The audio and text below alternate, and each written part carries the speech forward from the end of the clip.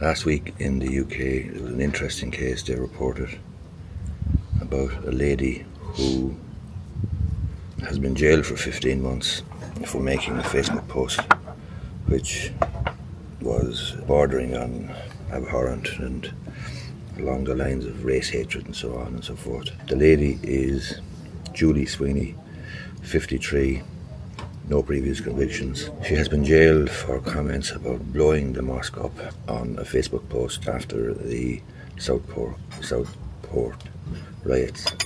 The judge basically held her accountable and said so-called keyboard warriors must take responsibility for language used online. She lived a quiet, sheltered life. She's been jailed for 15 months. Her comment on Facebook was blow the mosque up with the adults in it. She pleaded guilty to sending a communication to convey a threat of death or serious harm. She was part of a Facebook community group of 5,000 members, and she responded to a photograph that showed a number of white and Asian people involved in the clean-up after disorder in Southport. She posted, "It's absolutely ridiculous. Don't protect the mosques, blow the mosque up with the adults in it."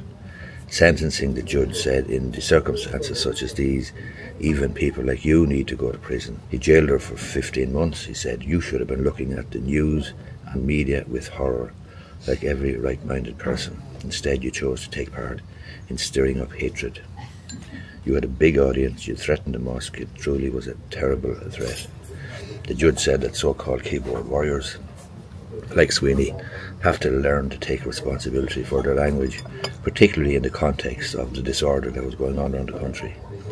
The court heard that Sweeney was the primary carer for her husband, who wrote a heart-rending letter to the judge. Her solicitor said that Sweeney accepted that she had been stupid. He said it was a single comment on a single day. She lives a quiet, sheltered life, has not troubled the courts in her long life. Her character references show she lives a kind and compassionate lifestyle. This sentence follows another busy day in England's courts as cases were fast-tracked after the riots. A judge said prosecutors should consider charging offenders who played a central role in the rioting with an offence that carries a longer jail term. What I'd be interested in hearing your comments about would be if judges in Ireland were to take a similar view about comments made on Facebook, comments made on Twitter or whatever. Do you think that would be a prudent step to take?